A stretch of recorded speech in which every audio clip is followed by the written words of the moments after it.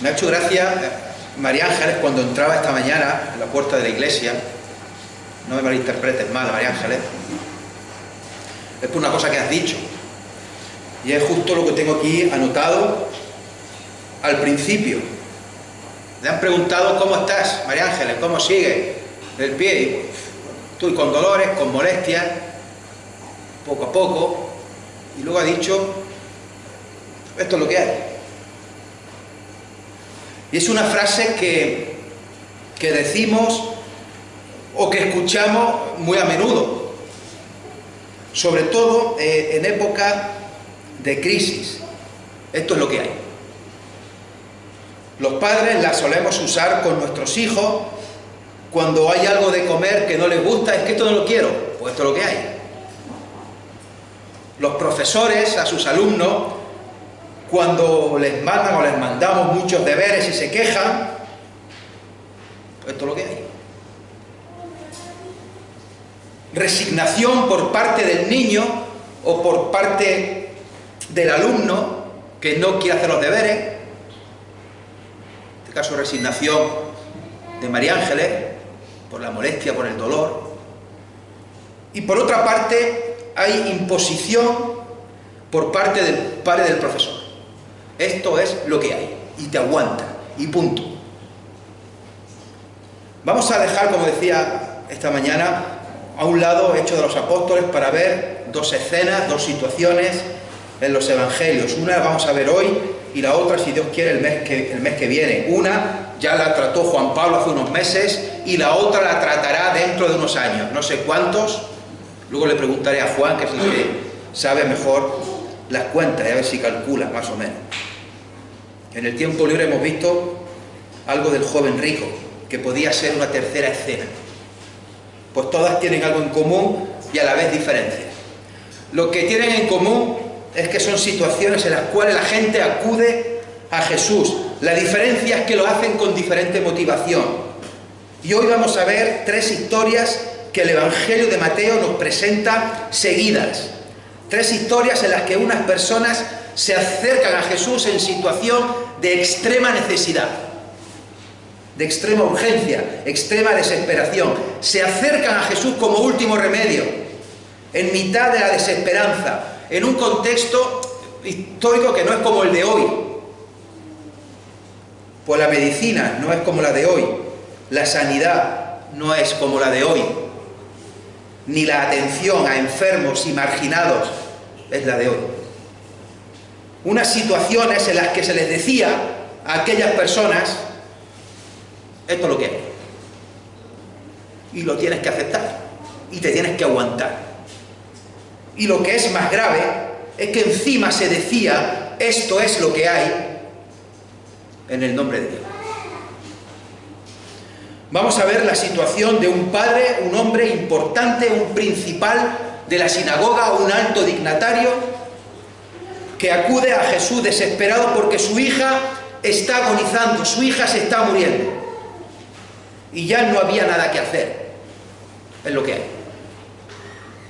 Vamos a ver la historia de una mujer que también se acerca a Jesús desesperada, enferma durante muchísimos años, y que le habían dicho todos los médicos a los cuales había ido que ya no tenía solución, que no tenía remedio, que no hay cura. Es lo que hay.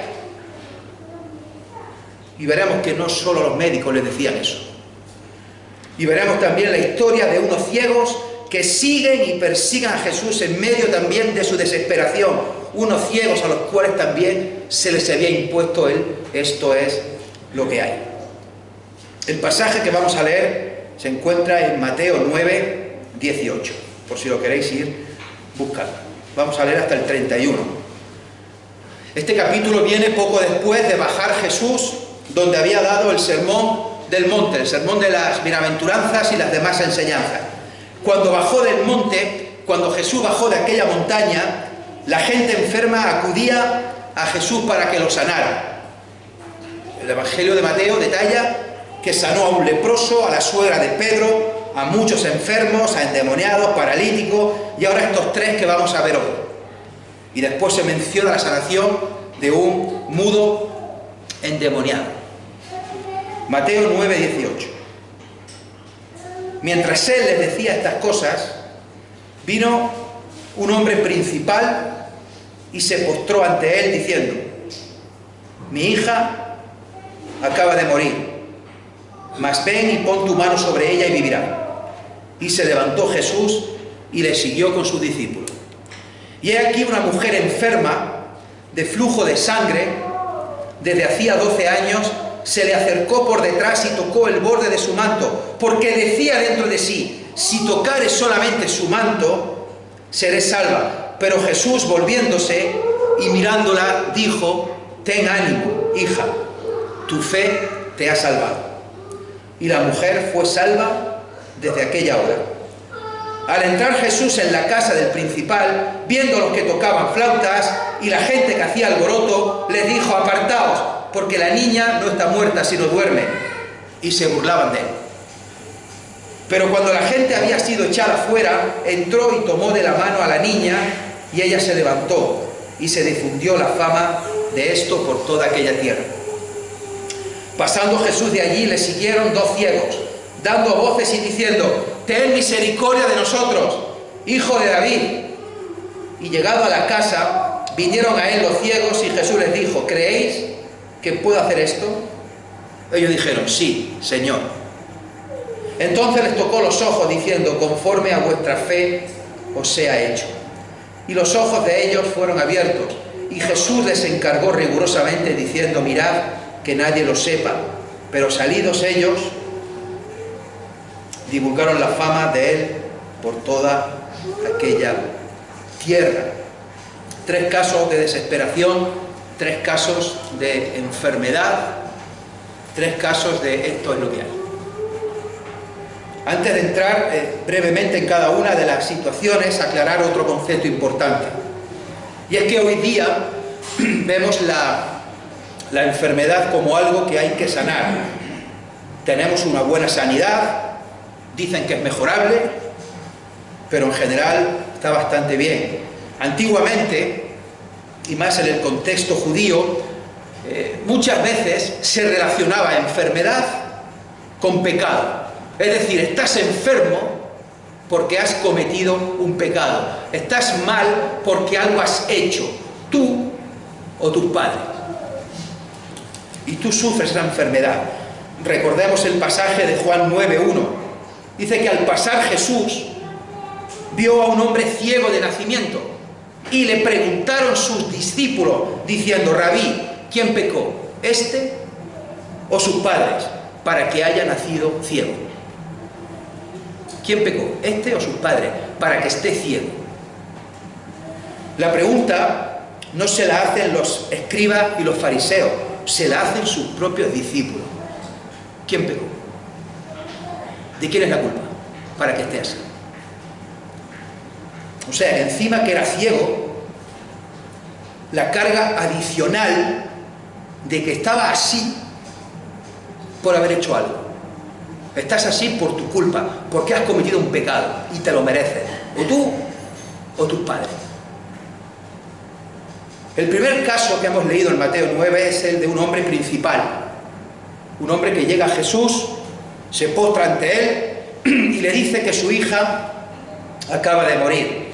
Esta historia aparece en los 3 evangelios sinópticos, aparece en Mateo, en Marcos y en Lucas. Tanto Marcos como Lucas extienden algo más el relato, y aquí Mateo es más escueto. Ya hemos dicho que el evangelista recopila, tras venir Jesús de aquella montaña, de aquel monte, recopila una serie de acontecimientos, una serie de milagros, uno detrás de otro. Perdón. Y aquí da menos detalles en este caso. Si vemos los otros evangelios, como digo, sabemos que este alto dignatario es Jairo, líder de la sinagoga, posiblemente de Capernaum. En la sinagoga había un grupo de ancianos, una junta de ancianos presidida por el principal, y Jairo era el principal de la sinagoga, una de las personas importantes e influyentes de aquella ciudad. Tendría mucho poder y tendría dinero y tendría influencia. Seguramente habría acudido a buenos médicos para que ayudaran a su hija, pero no pudieron hacer nada. Es lo que hay. Y Jairo, en su desesperación y viendo agonizar a su hija, acude a Jesús. Y esto es lo que estamos tratando hoy, gente que acude a Jesús, gente que acude a Jesús en mitad de su desesperación. Y Jairo había oído de Jesús o lo había visto y sabía que estaba sanando a muchos enfermos y su hija muy enferma, como dicen otros evangelios. De hecho, Lucas dice que se estaba muriendo, Marcos dice que estaba agonizando, Mateo hemos leído que acababa de morir. No hay contradicción alguna. Cuando Jairo salió a hablar con Jesús, su hija aún vivía y murió poco después.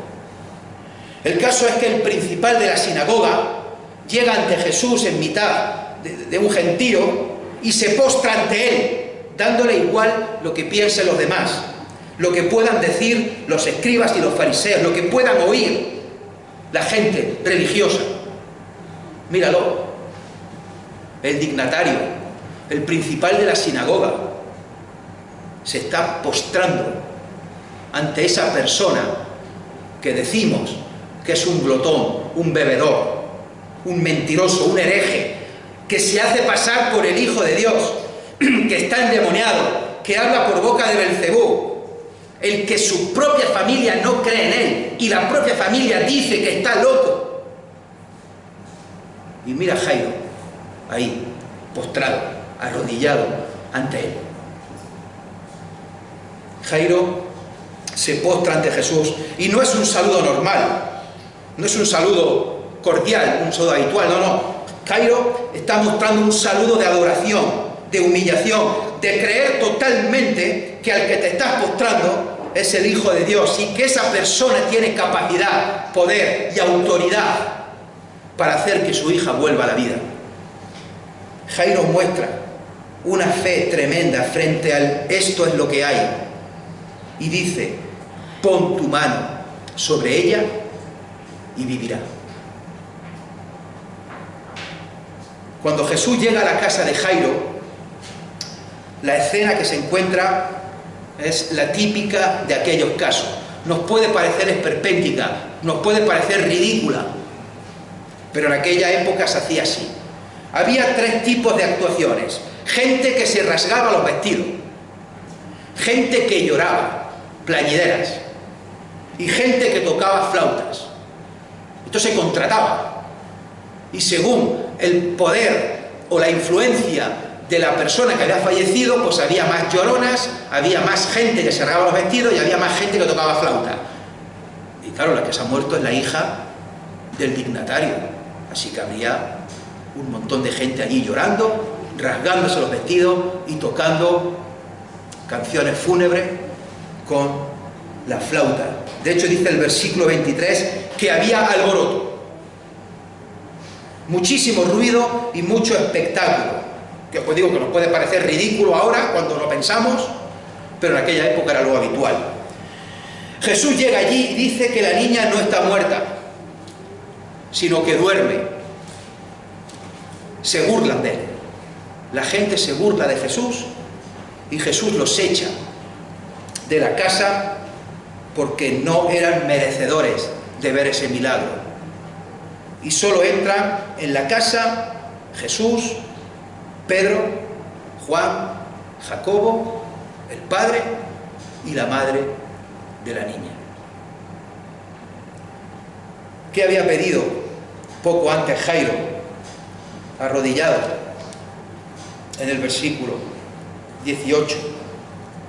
Pon tu mano sobre ella y vivirá. Versículo 25. Jesús tomó de la mano a la niña y le dijo, según Marcos, Talita cumi, niña, a ti te digo, levántate. Y la niña se levantó al instante y andaba porque tenía 12 años. Recobró la vida al momento. Y esto es lo que hay. La segunda escena, la segunda historia ocurre en el trayecto que va desde que Jairo se encuentra con Jesús hasta que llegan a la casa de Jairo. Y aquí nos pararemos un poquito más. Una mujer con una enfermedad de hemorragia, de flujo de sangre desde hacía 12 años. Curiosamente, los mismos años que tenía la niña que hemos visto antes, 12 años. Como 12 eran los discípulos de Jesús y 12 las tribus de Israel. No vamos a entrar en este posible simbolismo de lo que significa el número 12, pero es curioso.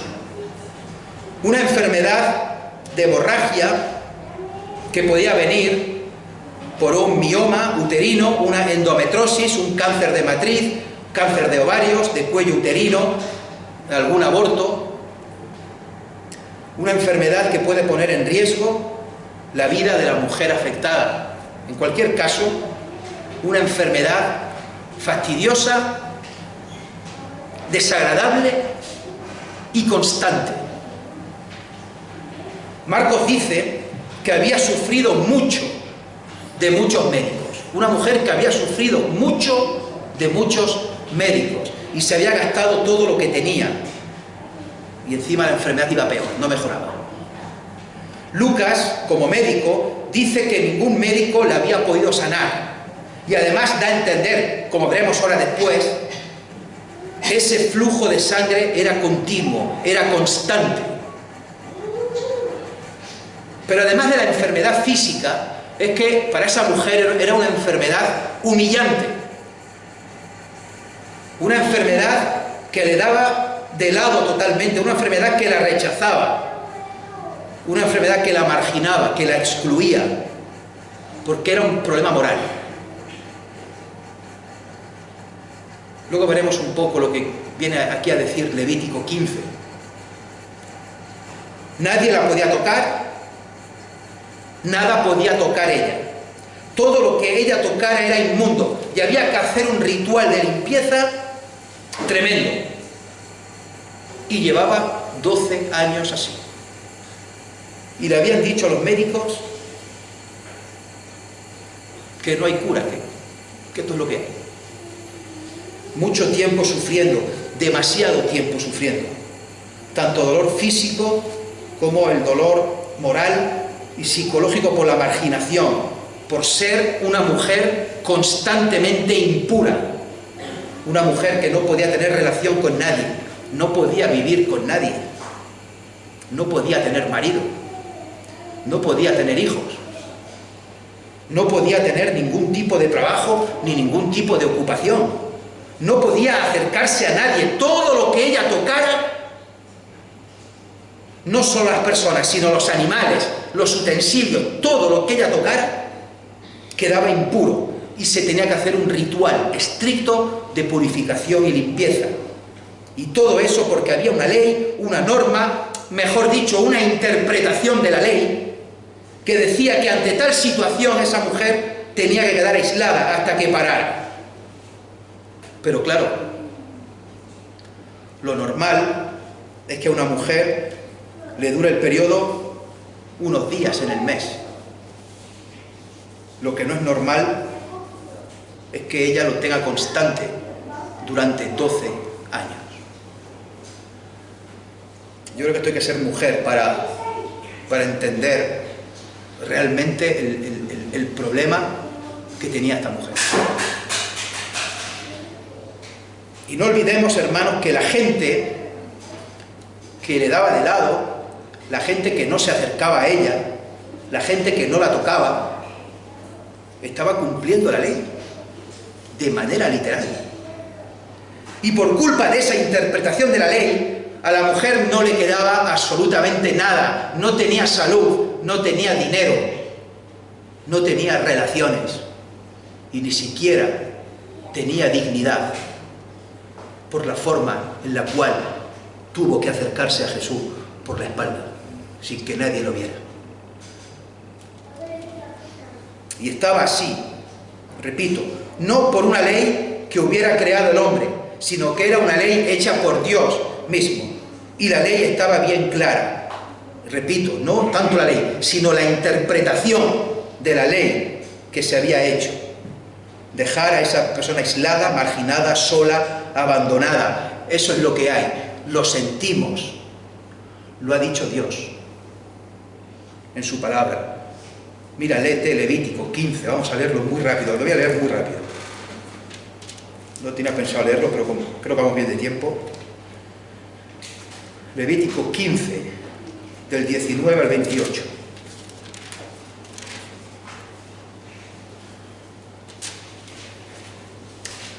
Cuando la mujer tuviere flujo de sangre y su flujo fuere en su cuerpo, 7 días estará apartada, y cualquiera que la tocare será inmundo hasta la noche.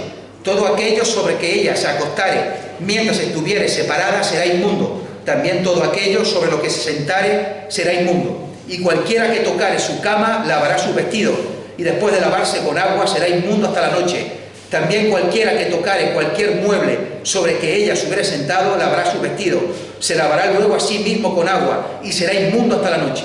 Y lo que estuviere sobre la cama o sobre la silla en que ella se hubiere sentado, el que lo tocare será inmundo hasta la noche.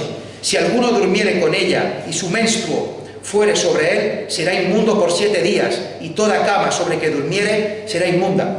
Y la mujer, cuando siguiere el flujo de su sangre por muchos días, fuera del tiempo de su costumbre, o cuando tuviere flujo de sangre más de su costumbre, todo el tiempo de su flujo será inmunda, como en los días de su costumbre. Toda cama en que durmiere todo el tiempo de su flujo le será como la cama de su costumbre, y todo mueble sobre que se sentare será inmundo, como la impureza de su costumbre. Cualquiera que tocare esas cosas será inmundo, y lavará su vestido, y así mismo se lavará con agua, y será inmundo hasta la noche.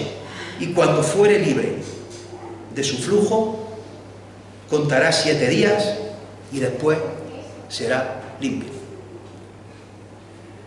Cuando fuere libre de su flujo, cuando sea libre del flujo, cuenta 7 días. Pero llevo 12 años así. Llevo 12 años seguidos. Pues mira, lo siento. Lo dice la ley de Dios, es lo que hay.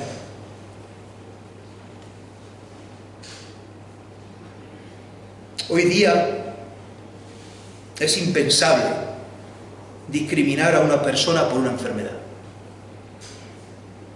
Pero es que todo lo que ella tocare quedaba contaminado, contagiaba la impureza. Hace poco hemos tenido confinamientos por una pandemia mundial y hemos tenido miedo al contagio. Y ha habido episodios muy desagradables, y ha muerto mucha gente. Y ha habido muchas personas que no se han podido despedir de sus familiares y ni han podido estar en el entierro porque no se permitía. Y ha sido durísimo. Pero lo normal es que cuando un familiar nuestro enferma, no le damos de lado, no lo marginamos, no lo menospreciamos, no lo excluimos, sino que nos preocupamos por él. Le prestamos ayuda y apoyo. A esta mujer no. Y encima se hace en el nombre de Dios. Y seguro que esto es lo más difícil de asimilar, lo más duro de llevar por parte de esta mujer durante 12 años. Estoy enferma porque he cometido algún pecado grave, he debido hacer algo mal. Y estoy discriminada, sola, sin amigos, sin familia, sin marido, sin hijos, en el nombre de Dios, porque así lo dice la Biblia. Y como yo soy una mujer que me considero piadosa, que me considero recta, que me considero temerosa de Dios, debo de seguir así sola y marginada por mi bien, por el bien de los demás y por el bien de la palabra de Dios. Eso es lo que hay. Afortunadamente esta mujer no se quedó quieta y actuó de otra manera, acudiendo a Jesús. Hermanos, un inciso aquí. Por tanto, ¿la ley es mala? No, para nada. Todo lo contrario. La ley es buena.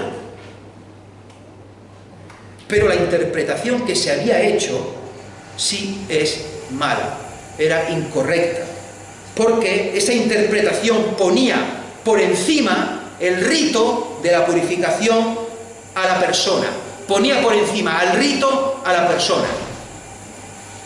Y esto creo que debe de hacernos pensar, hermano, porque como ahora veremos, Jesús interpreta la ley de otra manera.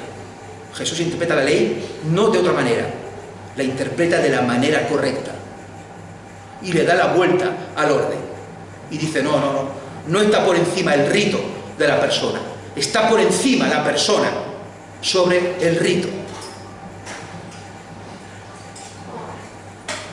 Dice el Evangelio de Marcos que cuando oyó hablar de Jesús, vino por detrás y tocó el manto. Cuando oyó hablar de Jesús, ¿qué habría escuchado de Jesús? Que hacía milagros, que sanaba gente, que no discriminaba a leprosos, a ciegos y a otras enfermedades malditas como la suya, que hablaba con autoridad y no como los escribas, que la gente se admiraba de su doctrina, que decía ser el Hijo de Dios, y sin embargo no respetaba el día de reposo como tal, como ellos lo habían interpretado, y que parece ser que él interpreta la ley de otra manera. Sea lo que fuera que oyó, le dio esperanza. Por lo menos, pensó la mujer, por lo menos debo intentarlo. Y fue por detrás, a escondidas, entre la multitud, a tocar el manto de Jesús. No se dirige de frente, como Jairo, no cae postrada a sus pies en actitud de adoración y humillación, ni va dando voces, como veremos ahora después con los ciegos, sino que ella razona y dice: voy a ir por detrás, sin que nadie se dé cuenta, toco el borde de su manto y seguro que sano de la enfermedad. Seré salva, dice Reina Valera. Sanaré, dice las Américas. Lógicamente aquí la mujer está pensando en sanar su enfermedad, más que en su salvación espiritual. Y así hace, ella en silencio, pero con fe. Y dice Lucas que al tocar el borde del manto de Jesús, al instante se detuvo el flujo de su sangre. Por eso decíamos antes que Lucas, el médico, decía que esa mujer tenía un flujo de sangre constante, continuo, porque dice que al tocar el borde del manto, al instante paró. Se detuvo al instante. ¿Por qué lo de tocar el manto? ¿Por qué ir por detrás y tocar el manto? Bueno, ella habría escuchado que Jesús tocaba a las personas, que Jesús sanaba a los enfermos poniéndole las manos, tocando. Y ella piensa y dice: pues si lo toco yo, igual también pasa lo mismo. La mujer no pretende hablar con Jesús, ¿se os dais cuenta? La mujer no pretende conocerle, no pretende saber de él. La mujer no quiere preguntarle por ninguna cuestión de la ley y ni siquiera le quiere preguntar si es correcta la interpretación de Levítico 15. Ella solo quiere ir por detrás, sin que nadie se dé cuenta, y tocar el borde del manto de Jesús y ser sanado. Jesús, en mitad de la multitud agolpada, se para y dice: ¿quién me ha tocado? Alguien me ha tocado, porque yo he conocido que ha salido poder de mí. Esto lo vemos en el Evangelio de Lucas. Y finalmente la mujer, viendo que le han pillado, ¿cómo viene? Temblando, y se postra a los pies de Jesús y cuenta lo que había hecho, temblando cae arrodillada a los pies de Jesús y cuenta lo que ha hecho. Hermanos, esto también es importante. Jesús permite que la mujer hable y se explique. Jesús permite que una mujer marginada, despreciada, enferma, impura, en una sociedad donde ya de por sí la mujer no era mucho, y encima con todo lo que tenía detrás ella, Jesús la pone en el centro de la escena, a sus pies postrada, y permite que se explique.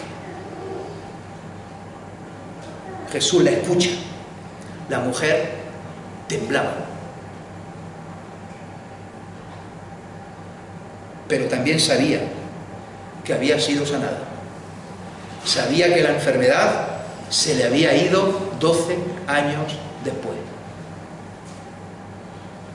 Imagino que todos los allí presentes estarían con los ojos como platos, incluidos los discípulos que poco antes le habían recriminado a Jesús.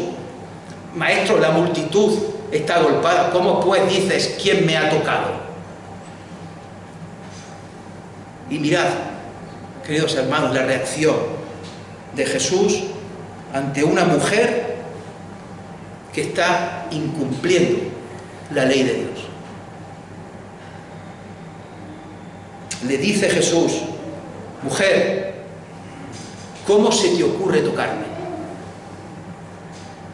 Es más, hasta llegar hasta mí, has pasado por toda la multitud y has tocado a un montón de gente, y ahora todos tenemos que empezar el rito de la limpieza, de la purificación, y todos tenemos que lavarnos.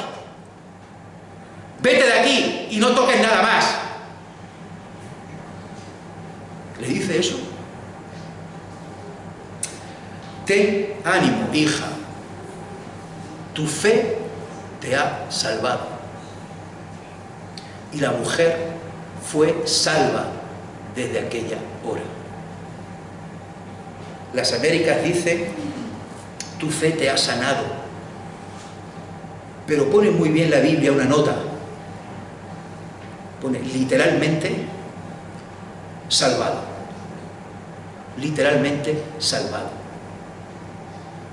Tu fe te ha salvado. No te ha salvado la superstición de tocar el manto. Te ha salvado porque has creído en mí. Y esto lo dice Jesús delante de toda la multitud.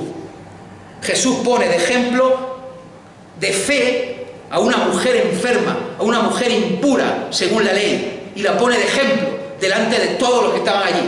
Tu fe te ha salvado.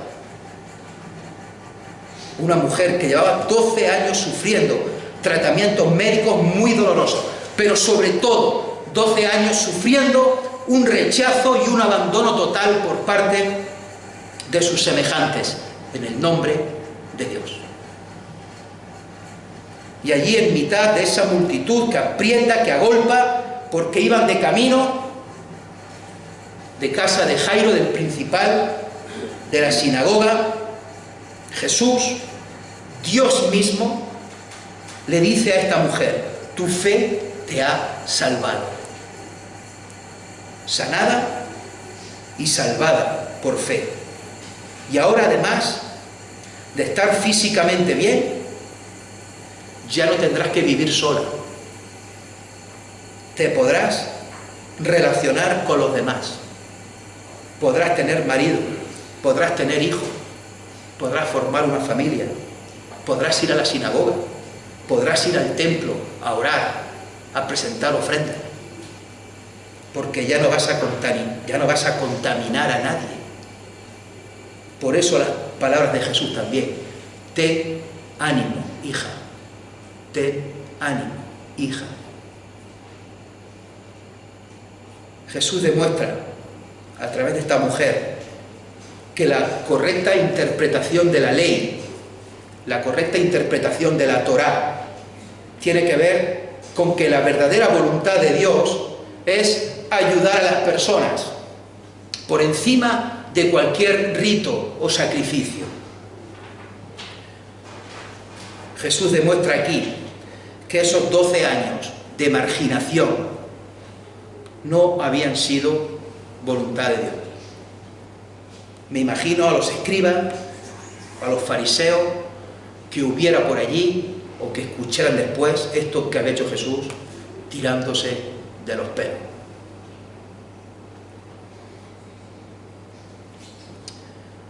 Mateo relata a continuación una historia sobre dos ciegos. Esta historia no aparece en los demás evangelios, aparece solo en Mateo. Y es a continuación de lo anterior, porque el mismo evangelista así lo dice. Versículo 27, pasando de allí. Hay un nexo de unión entre los dos pasajes. Jesús sale de la casa de Jairo y hasta llegar a la casa que se menciona en el versículo 28, van dos ciegos detrás de Jesús, dando voces: «Ten misericordia de nosotros, Hijo de David». Un título mesiánico. Se corría la voz, o se había corrido la voz, de que este Jesús sanaba a todos los enfermos que se acercaban a él, que con solo tocarlos eran curados. Incluso una mujer que había ido hace poco por detrás y había tocado el borde de su manto había sido sanada. Incluso acababa de resucitar a la hija de Jairo. Los ciegos y mucha más gente estaban convencidos que Jesús era el Mesías, el Hijo de David, el que los iba a librar del sufrimiento, de la opresión, de la pobreza, del imperio romano, de la enfermedad, porque Dios había hecho un pacto con su pueblo y Dios es fiel. Y es curioso, cuanto menos, la ceguera espiritual que tenían los líderes religiosos de la época, y dos ciegos habían comprendido perfectamente que el que estaba allí delante era el Hijo de Dios. Estos dos ciegos van siguiendo a Jesús a voces, lo están llamando, gritando con todas sus fuerzas. No sabemos si alguien lo guiaba o si se salía en el camino, o iban corriendo entre la multitud, tropezándose, cayéndose, levantándose, agarrándose a la gente, a las paredes, desesperados.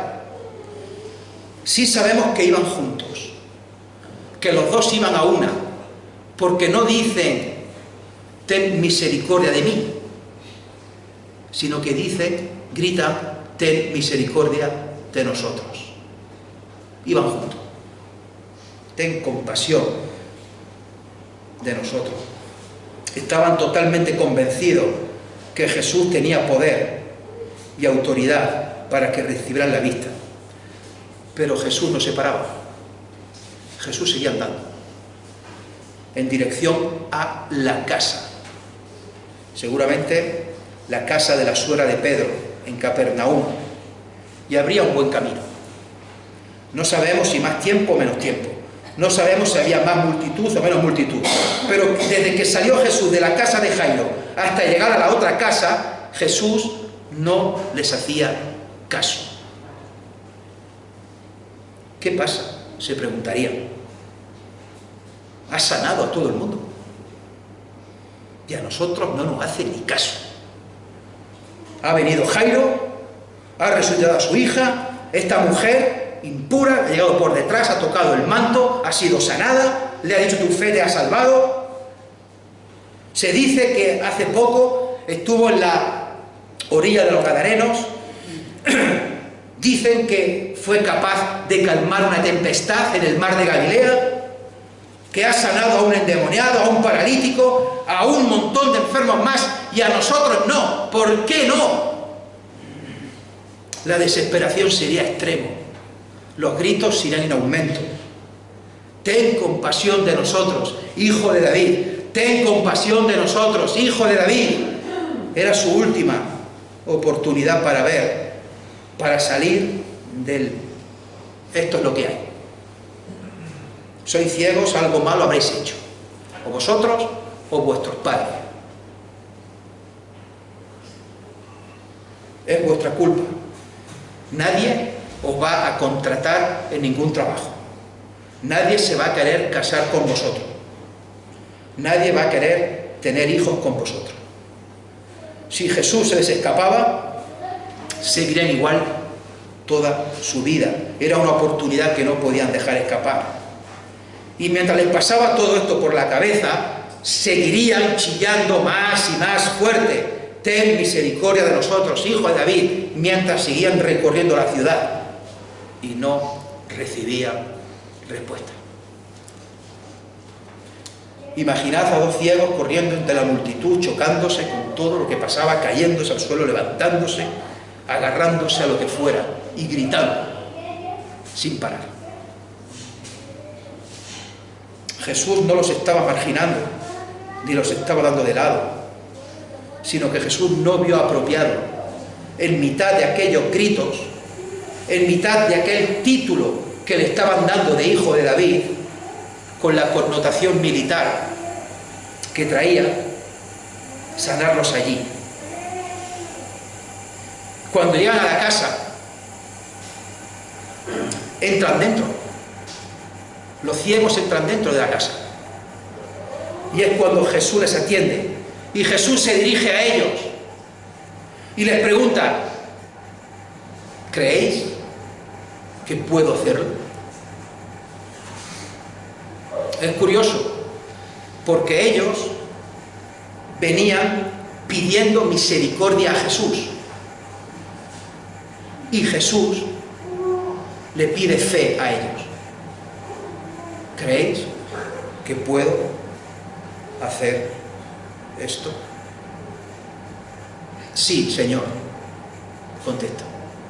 Dejan de llamarle hijo de David para llamarle Señor, para llamarle Kyrios, un título reservado solamente a Dios. Estas personas están reconociendo que el que tienen ahí delante es el Mesías, el ungido, el Hijo de Dios, es el Señor, es el Kyrios, y que tiene el poder para hacer el milagro de devolverles a la vista. Versículo 29, tercer tocamiento que vemos hoy. Entonces Jesús les tocó los ojos, diciendo: conforme a vuestra fe os sea hecho. Y los ojos de ellos fueron abiertos. Sus ojos fueron abiertos y recibieron la vista al instante. Al igual que aquella mujer se curó al instante, y al igual que aquella niña resucitó al instante, al momento. Y aquellos dos que no veían nada, ahora recobran la vista, ahora ven. Y aparte de la vista, Jesús les devuelve la dignidad, como a aquella mujer, para poder buscarse la vida, tener un trabajo, formar una familia, al igual que la mujer que hemos visto antes. Sí, Señor.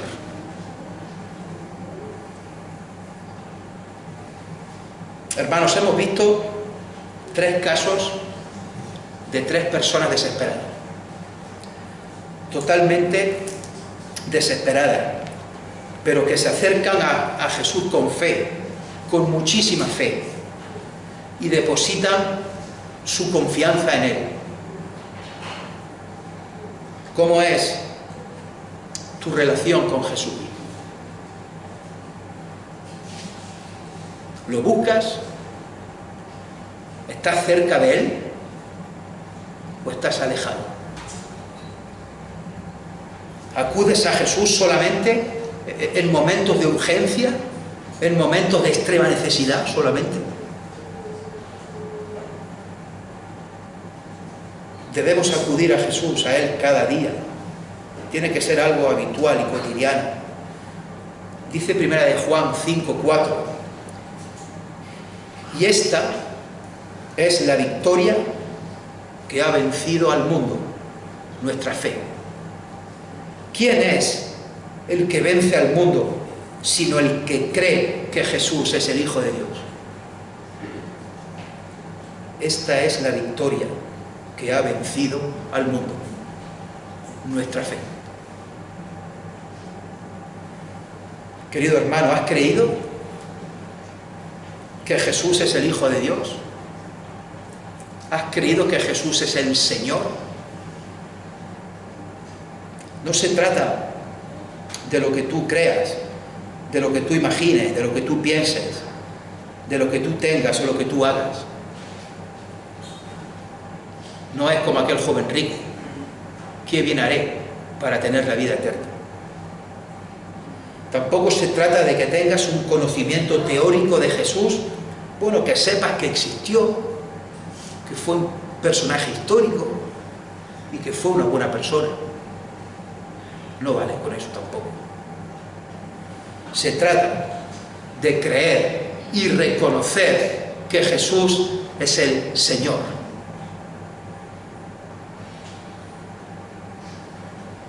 Como respondieron aquellos ciegos.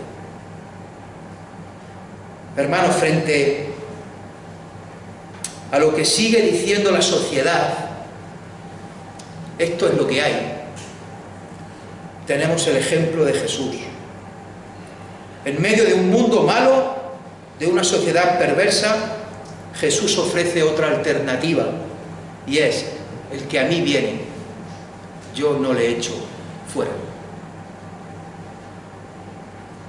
Vemos la profunda compasión de Jesús por las personas, especialmente los necesitados, los enfermos y los marginados.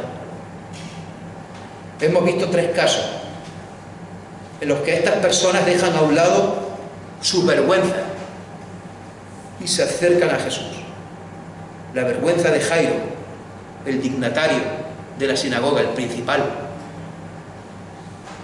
que se postra ante Jesús delante de toda la ciudad, reconociendo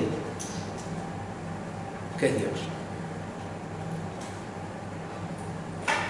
La vergüenza de la mujer con esa enfermedad impura que va temblando de miedo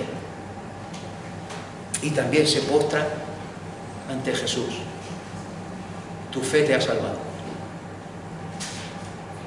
La vergüenza de los ciegos, gritando por las calles, cayéndose, tropezándose, agarrándose a lo que fuera, gritando cada vez más fuerte: ten misericordia de nosotros.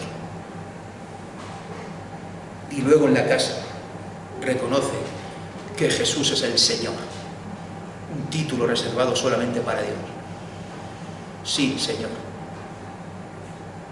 Los 3, a pesar de la vergüenza, buscan la salvación en Jesús.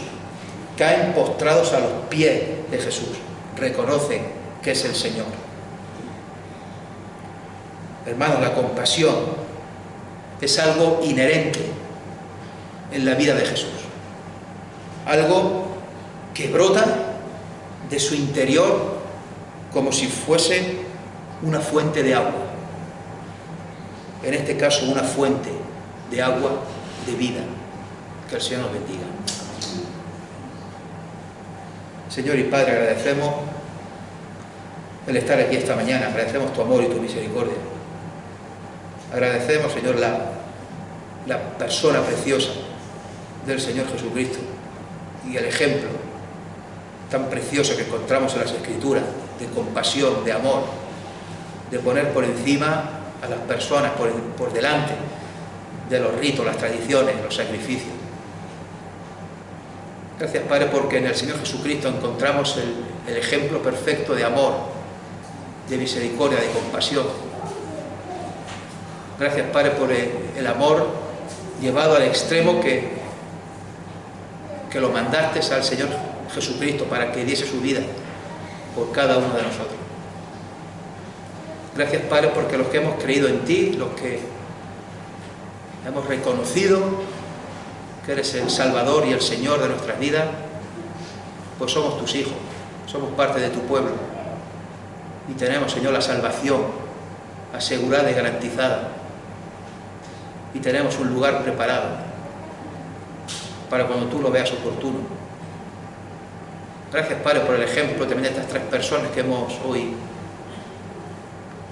recordado, porque son pasajes que hemos leído muchas veces y lo hemos meditado muchas veces, Señor, pero seguimos aprendiendo de tu palabra porque es viva y eficaz.